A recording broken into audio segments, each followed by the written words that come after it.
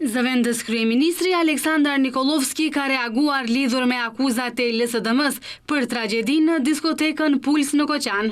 Ai thotë se deri më tani në sektorin e tij ka marrë 489 licenca të objekteve të cilat nuk i kanë plotësuar kushtet e punës.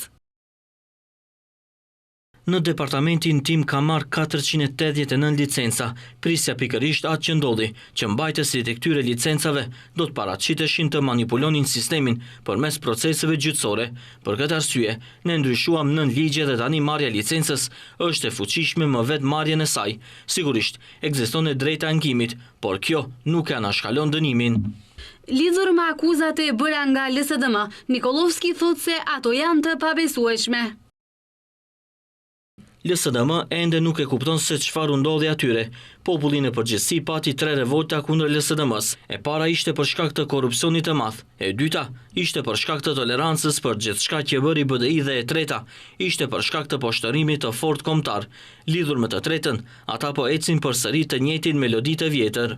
Arsyeja e vetme se pse dham një shans është që të mos bllokojmë hetimin, kështu që tani do të shohim se çfarë do të sjellë prokuroria, tha Nikolovski.